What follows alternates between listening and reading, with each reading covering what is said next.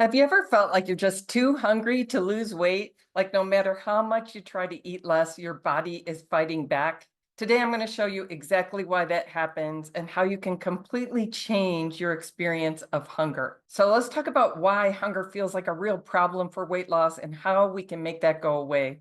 We're actually experiencing an unusual kind of hunger these days, and we can completely escape that situation for good. So by the end of this video, I'm going to give you insights into the real problem behind feeling too hungry and a simple, easy way to make the problem of excess hunger go away completely. And first, I want to make sure that you know what hunger is. How many times have we sat and really thought about what hunger is? And I want you to understand why it can really take a hold of us and how we can misinterpret it, and how to get your wise brain in charge of the situation of what you're eating and how much you're eating and when you're eating, instead of your monkey brain. And at the end, I'll explain a simple, easy way to make that excess hunger go away. So first, let's understand our hunger so we can take charge of our hunger. So we perceive hunger. It starts with a physical sensation, but that's not the whole story. What have you experienced about your feelings of hunger that you find interesting? Where do you feel hunger in your body? Is it in your stomach usually? Do you get lightheaded? Do you get a change in energy levels and just feel sluggish? Do you get a change in your mood and get irritable? We have these systems that tell us we're hungry for important reasons, for our survival, right? If humans never got uncomfortable sensations of hunger, we might not be motivated enough to take the trouble to eat.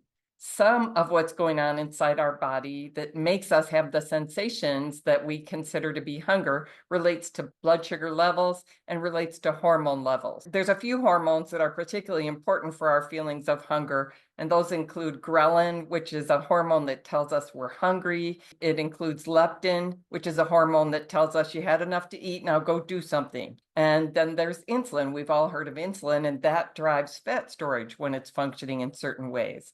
So we get these perceptions of hunger that are partly driven by these real things, these hormone systems in our body, but our perceptions can be wrong. Have you ever noticed you felt hungry, but you stopped and realized, actually, I think I'm mostly just bored, or I think maybe I'm thirsty, or I'm tired. So some sensations we've interpreted as hungry were actually thirst or boredom or stress. Perceptions can be wrong. So perceptions come from having a bodily sensation and then an interpretation concluding, oh, this is what I think this means, right?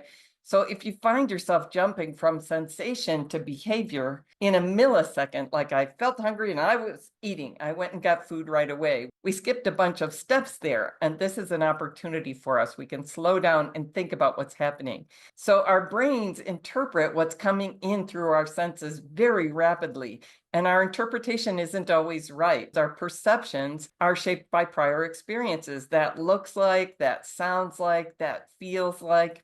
Like if you ever saw somebody from behind and said, oh, that's my friend, I'm going to go right over there, and gotten over there and gone, no, that isn't my friend. That was a misperception.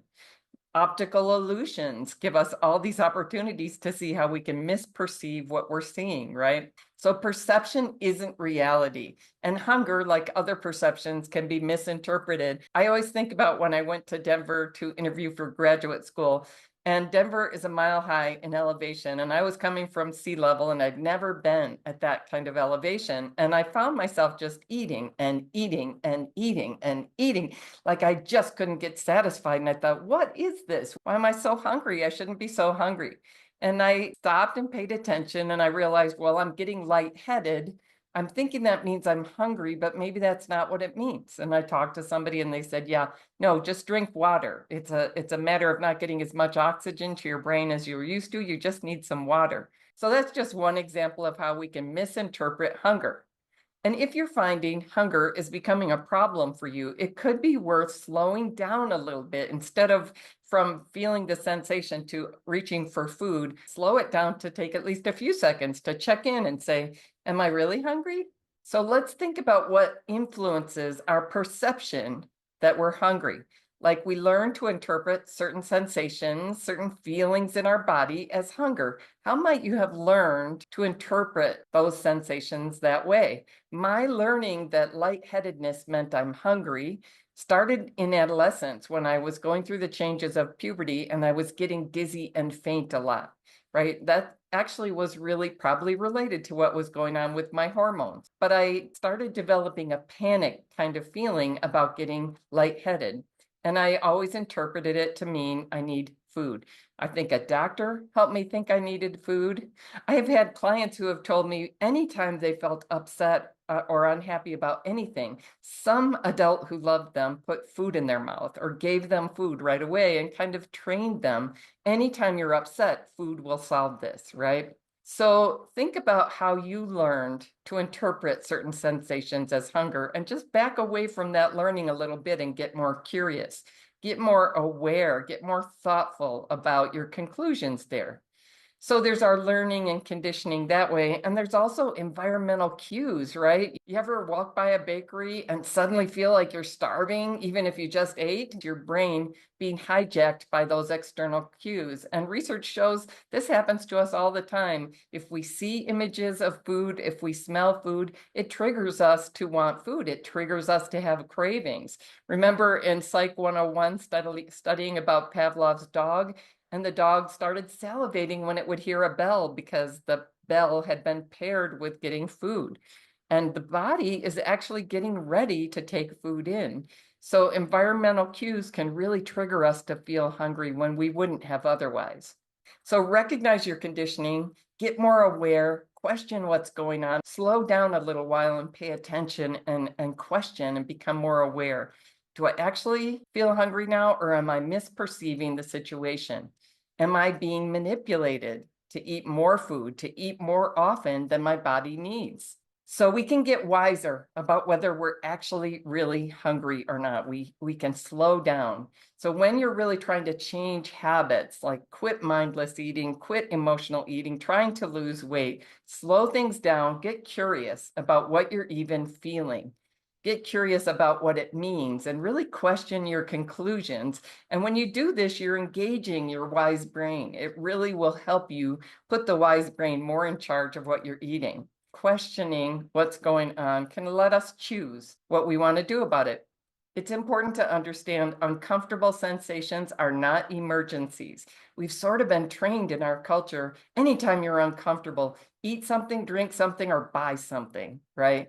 That is not serving us. That's serving people who are selling us stuff. It's not serving us, right?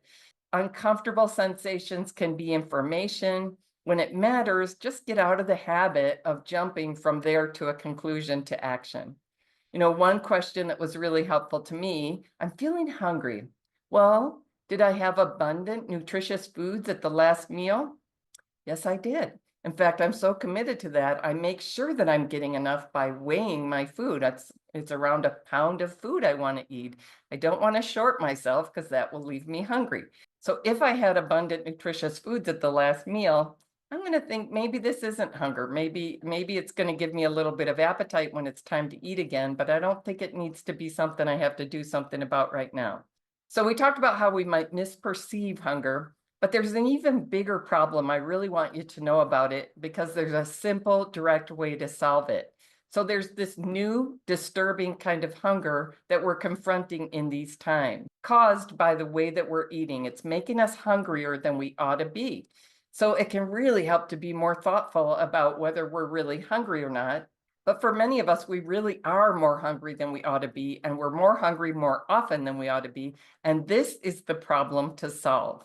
So we talked about how our environment is constantly putting out food images, conditioning us to eat too often. The way we're eating is also changing our hormones, right? So remember the hormones leptin and ghrelin and insulin that drive hunger and fat storage? These hormones are getting dysregulated in our food environment with excess food-like substances that are not nutritious. It makes our body say, wait, I thought you were giving me food, but I really didn't get any nutrition. Keep going, right? And the fact that we're eating inadequate, highly nutritious foods is causing real problems for these hormones. So people are developing leptin resistance and insulin resistance, and this leads to feeling extra hungry, like we just can't get satisfied with our food. So because of the way we eat in these times, our body is extra hungry and it's storing excess fat, and it becomes quite a vicious cycle where we can never feel satisfied and we can never get the fat off, right? So scientists say it's like we have flipped on a fat switch in our body.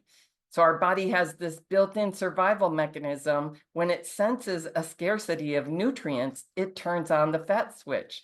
And that makes us store excess fat. It makes us feel extra hungry. In a lot of cases, it drives up our blood sugar and it drives up our blood pressure. But the amazing thing is you can flip that switch off by nourishing your body properly. So part of how you can recognize the fat switch is turned on is if you're experiencing excess hunger or storing excess fat, or maybe having high blood pressure or high blood sugar or prediabetes. So the situation we're in is that we're eating plenty of food, but it's not nourishing enough. So we're undernourished. And this helps explain why weight loss diets focusing on eating less do not solve the problem. Does that make sense? We can return to balance in these hormones. There's a simple, easy way to make excess hunger go away, and it should be implied in everything that I'm saying, but I'm going to make it explicit. So first, we talk about getting more aware of our perception of hunger, slowing down, getting the chance to choose, getting our wise brain involved. But if you're experiencing excessive hunger, take it as a sign that things aren't working right in your body in terms of these hormones. So to solve this and make that excessive hunger go away, the solution is to eat in a way that gets those hormones functioning in a balanced way again. We solve the problem by turning off the fat switch. And the way we do this is by eating real, highly nutritious foods in abundance. Now, it's really important to learn what nutritious foods really are because we're pretty confused about this.